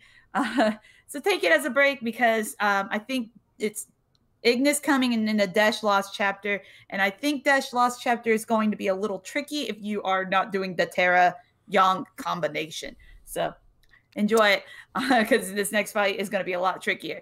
That's it. That's pretty much my thoughts on the fight. If you want to watch my team, I have it already posted on my YouTube channel. So it's only 18 minutes or so. Very quick to watch. That's my thoughts. Who else has not gone yet? I think Drew. I have not. Drew's staying. All right, well, I'll pass it over to you. I already spoiled it in the chat, but after the Doulahan fight, I didn't feel bad about doing this, but I used a team where I did not see Wool do anything, where I brought Garland, not BT, I'll get that eventually, but Garland, Lightning and Lightning with the burst, and Aranea, and nobody got a turn. Yeah. So I don't care. It was fine, and I'm glad that I did it. Yeah, me too. Again, if every fight was like, and we were talking about this a little bit earlier, and I think this is something to acknowledge. One of the things about Defo that has been a redeeming quality, as I've said, Defo does a lot right. Squex does a lot right when it comes to Defo. The bullshit fights are not consistent and progressively worse. So, I mean, I've played gacha games and mobile games where it's one BS fight, then an even more BS fight, and it just keeps ramping up until you, let me go this way, ramping up until you get, it's just crap on top of crap on top of crap on top of crap till you just quit. And Defo, throughout the 3+ years that we've been playing, we've had some rough stretches, but you'll get 2 or 3 kind of crap fights and you get a couple easy fights, and there's been some back and forth in that. And so, again, does that mean that they should be awarded some special medal? No, but I think it does make it a little bit more tolerable that there are some easy patches, there are some rough patches, and there are some fights that seem like kind of perfectly tuned in there, or close to perfectly tuned, or maybe, more on this end or more on that end, but interesting fights. So this is a fairly easy fight, and because of that, we have a TCC challenge. Woohoo! There it is. Raid Boss Beatback Challenge, his Raging Blade, Kaiser Behemoth Raid, TCC Challenge. Thank you to Dissidia Info and our friend Macnell, DissidiaInfo.com for all your Dissidia Info information. We are banning Lightning, because F Lightning, Garland, 7, Freya, Lena, Ida, and Agrius, because they're synergy. Also banning their calls, but you can bring them as friend units. And if you want to do extreme, no burst. So send your videos to DissidiaInfo.com. There's a little form you can fill out. And we'll share them next week on the show. So TCC Challenge, again, we're banning Lightning, Garland, 7, Freya, Lena, Ida, and Agrius. Also banning their calls. You can bring them as friends. If you want to do extreme, it is burst. No burst. So enjoy. You masochists. The TCC, no, Aranea is not banned. We wouldn't ban Aranea ever, except for that year and a half that we banned Aranea. So go to town, bring your Aranea. Have some fun, and make some fun team combos with Aranea. Kreese, do we have any questions that we can answer today? We do have some questions. I'm not sure how many we want to get through, but we can do this. Let's see. Oh boy, that's a loaded question, but we'll do that one. Why not? I'll have to pull up my phone though, because I'm gonna do this one second because I gotta pull up my phone for it. First question though, Type Zoe asks, what characters carried you through the earlier portion of your DFFOO career, and when did you start playing? I'll go first for this one. I started playing, I think, first week the game released. And one of the earliest characters I got a 35 CP weapon for was, and don't laugh when I say this, Seymour. And Seymour actually carried me through a lot of early content with his 35 CP weapon, just by the virtue that it was the first 35 CP weapon I had. Yep. It was strong compared to 15 CP weapons I had, and I used him a lot because I did not get a 35 CP weapon again for, I think, another month or two. So yeah, Seymour was a big win for me. He carried me through several fights, especially a lot of the harder fights. As long as it wasn't magic resist, I used him. So yeah, Seymour was a big win. Drusane, do you recall anything? Oh yeah. There's so much I could say. I'm just gonna say what the banner was, because that wasn't the first time I played. It was 2 months later, and I pulled Kuja's Lost Chapter banner with Setzer and Yuna. And Setzer and Kuja with the LD, I wish, EX carried me, it took me very far. And I'm very glad that was the first banner that I went with. So I'll go with that. Arrow. I am a player who joined around the time of Aiko and Balthier. It was Balthier's week 2. And Aiko had just released back then. We had a much faster paced schedule, just to throw that out there. And I remember getting Titus 35 CP early on. So, that was fun. I also I tried to get Terra and I got so many Seymour gears that I actually MLB'd him back then. So he was very important in my early days as well. So my team comp was like Aiko and Seymour and Titus. You know, you could run dumb stuff like that back then, and it was actually pretty good. Yeah, but I don't really remember too much of the early period, other than that I sucked very, very much at the game, and a lot of people that have been around for a while know about that. I was not very good at the game until C60 era, guys. I want to stress that. So just you know, anybody can always improve in a game even like this one, and yeah, I think one of the other, I'm trying to remember other important characters from the C50 era. Oh, when Bart's finally got that rework where his C50 went to the party. It wasn't just for him anymore. That was pretty dope. I used Bart's so much when he got that update. I was so thankful for that, because he really helped out a lot for me to beat some of the older like lost chapters and stuff. Because I was really, I had a hard time with lost chapters for a very long time. But he helped me out a lot when he got that C50 change. I remember that. So I'll give Bart's a thumbs up there too. Anyway, those are my choices. Has everybody else answered? Yeah, no, it's back to me. Well, I was doing a podcast called The Crystal Chronicles for Final Fantasy Record Keeper when DissidiaFFOO launched in Japan, so I followed it there and pre-registered. And so I'm a day one player. It was downloaded automatically for me, like so many games are these days. I've pre-registered for several mobile games this week even. So they just keep coming. Sometimes they jump on my phone. I'm like, I don't even remember registering for that one. What is this? And then I play it for a minute and then I delete it. But yes, so I'm a day one player, and really one of the early characters that helped me out, and I already said it on the show, is Ida, who had an early Brave plus HP attack, and so this is before a 35 CP. She really carried her weight. Kreese, next question.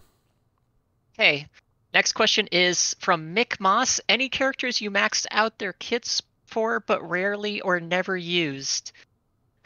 I've been picking through my roster to try to figure out which character would probably be my lowest used that I maxed out roster for, and I hate to say this, but it would probably be HaateXIII.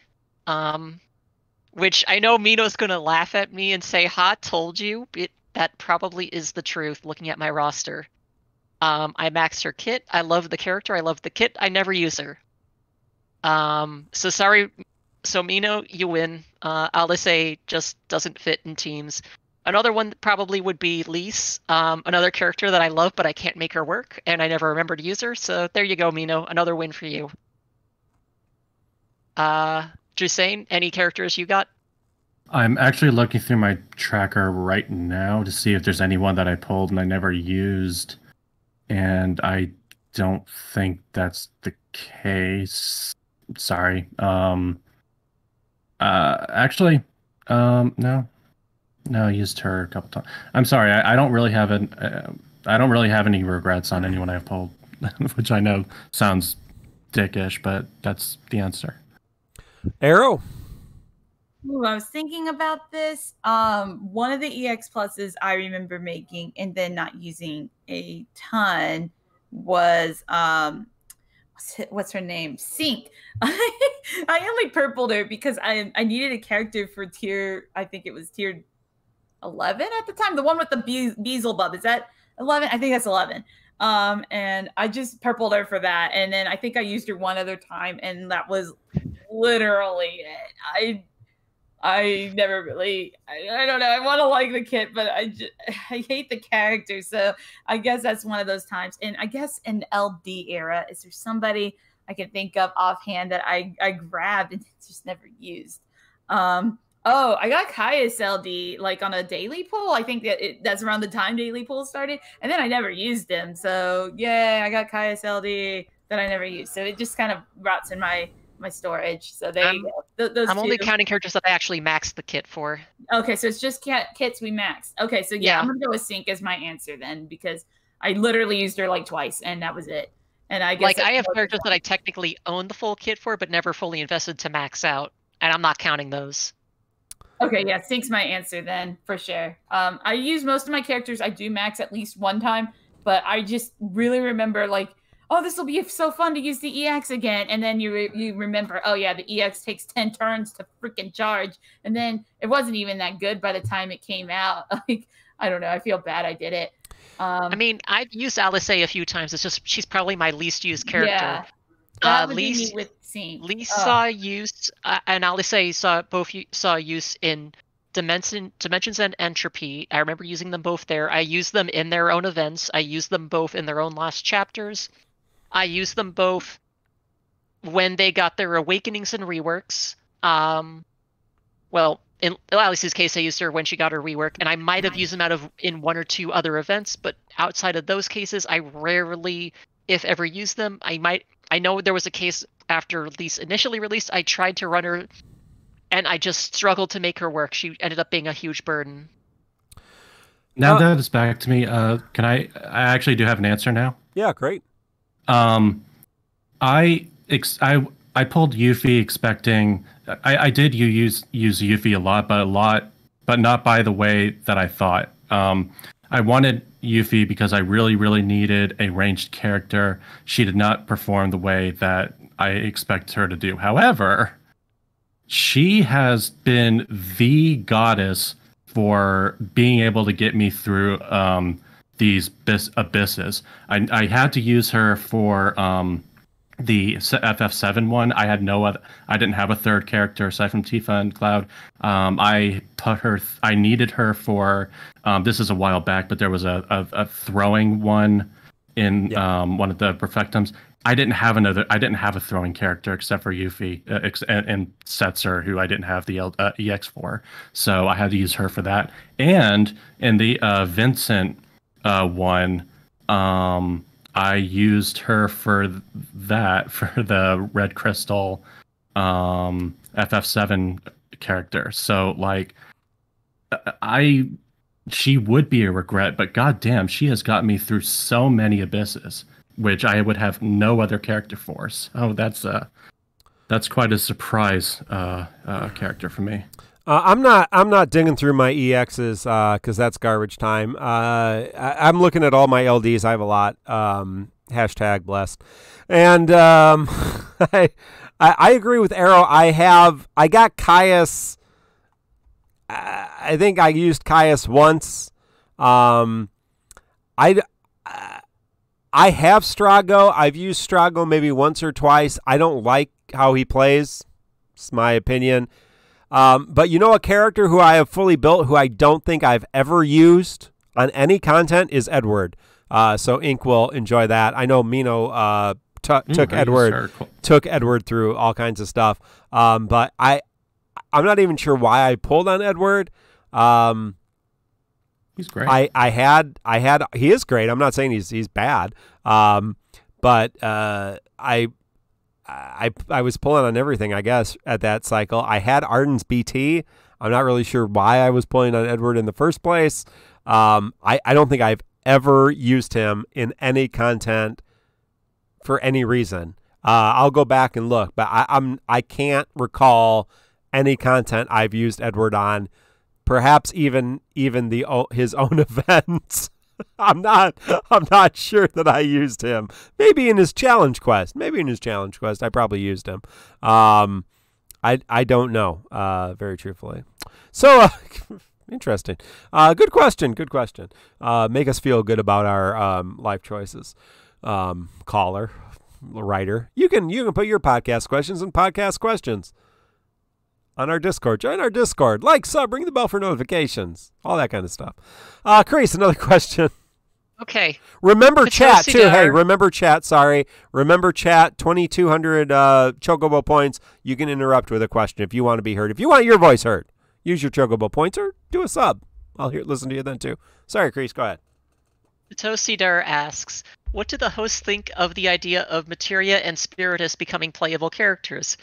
And will they be released before Riku? Yeah, 100% before Riku. Agreed. Yeah, I think it's great. I would like to see. I'd like to see Spiritus, Materia, and Mog, Defo Mog, as playable characters. I don't see why not. Why not? Make it fun. Yeah, I'll kill Materia, or I'll get Materia killed faster than Sephiroth did. Okay, Pikachu asks, who in Final Fantasy Type 0 serves everyone's food to them? I want to answer. Can I answer first? Mm-hmm. Okay, Kurosame, because he's got a mask. He's able to properly serve the food without getting anyone else sick. Oh, good job, Kurosame. I wasn't following you at all. Now I got it. Good. Yeah, good thought. Yeah. I mean, it's Cater, obviously. I don't know. Cater, because she caters. She also is the only character with a bag, so she carries all the shit anyway. It's got to be Cater. Yeah. Tray is acceptable. Why tray, Pikachu? Tray, like cafeteria tray. Oh, tray like cafeteria. Good call. Good call. Oh, okay. Let's somebody ban Pikachu. I love it. I love the we found a second one. That's a beautiful thing. Thank you, Pikachu. Oh man, I that actually legitimately got me laughing behind the computer. But I love it. I think it's I would go with and I mean I'm not going to take the obvious one. I'm going to say for Ink because I know he's in here. Sabin and Cyan because they bring the dried meat. Yeah, there you go. Probably Mother. You know, Mother always makes good meals, right? Yeah, I always love Mom's home cooking. If we're talking Type 0, Juice cleans the bathrooms. She does. You think that flute is for playing? No, that is a toilet brush, just a big old toilet brush. Yeah, Chris. Sarah, do we want to run a? Do we want to do another big question? Do we want to do a big question, or do we want to do a small question? Yeah, do another question, big one, sure. One big one? Okay. This will be a Hope Starter question then. Since we got Abyss coming up this month, which already dropped, they figured they'd ask something about what are the host's best and worst experiences for Abyss in the various iterations that have appeared, and why. It can be any of the Abyss iterations that the co-hosts and special guests have fought in the past. I got to think about this. I am not sure. I'm pretty sure worst goes to Doulahan. I haven't done the Doulahan yet, so I don't know. It's gonna suck. So I know a lot of people hated the beta Abyss that was just Final Fantasy VII characters, because some people just had no Final Fantasy VII characters for that Abyss. Yeah, I had all specifically the ones that they needed to meet those requirements. I thought the Lael, I don't think I had Lael at the time of that, and so I thought that one was kind of annoying, just with the throwing characters. Arrow, any thoughts? Oh yeah, the throne one was pretty mean. Blue C-Sam says Blue Dagger. I remember a lot of conversations about Blue Dagger Abyss. I think I had Ferris for that. Yeah. The throne thing was when Lael and Squall. Well, Squall had that reprint, I think, and then like Lael EX came out. And I remember being very angry about that throne requirement at the time. But that was in beta Abyss, and the requirements on every stage would change back then. That was probably one of the low points. I would say Doulahan's bad, but he's not even really required. You could completely skip that fight. But you could not skip the throne requirement in beta Abyss. You had to get through that if you wanted to beat the whole thing. I remember having to go back to it a little later to beat it. Whatever. I remember absolutely demolishing it like a couple months later because it isn't too bad at that point. But I think the best Abyss, let's see, because it asked for best and worst. I had a lot of fun with that Blue Dagger Abyss, the one where they had that 190 right before Noctis LD was released. I had Leon, so I was super good to go, and I absolutely had a super long stage. It felt Blue Dagger Abyss required Zidane. I think Ferris was too out of date for that. Wait, which one? The Blue Dagger Abyss. Yeah. People are reminding me that it was really that they were aiming for Zidane was definitely Zidane. Yeah, it was the feature. Oh man, I remember doing I think it was like the Black Sword one before Noctis came out. I loved that stage. I had an absolute blast with it. I thought it was really fun, and it was fun kind of like figuring out how to best space out your skill uses and everything. It was a tricky fight. I had a lot of fun with it, though, especially doing it without Noctis coming out yet. Very fun fight. That would be a highlight for me. Infamous Element says, surprised no one talked about Edge for Blue Dagger. He was my MVP. Yeah, Edge was good if you had Edge. Yeah, no, he was mine too. Yeah. I'm thinking about this because that's a question where I'd have to actually go back to Normalis and see if there was anything that I didn't like. But I would say, like, I'm writing it down. The best I can think of is actually the last Perfectum is the worst one because it had the problem of having way too many nodes and having a bunch of garbage fights in it. I think if it didn't have the extra like garbage fights too, then it would have been the first Abyss beta where it was just constant, like 25 stages of garbage before you actually got to a substrata. But what I didn't like about the last Perfectum was that it had like 6 or 7 stages, and it's like of the same code, and it's like, don't do that. And they didn't, because this one is actually the best they've done outside of the dual hand fight. There is not many nodes, so you can finish it off in an hour, and you can bring your favorites, and it's just a nice time, and it's short. So I liked this Abyss. I agree. I think this was pre-Doulahan weird extra Lufania. I thought it was paced very nicely.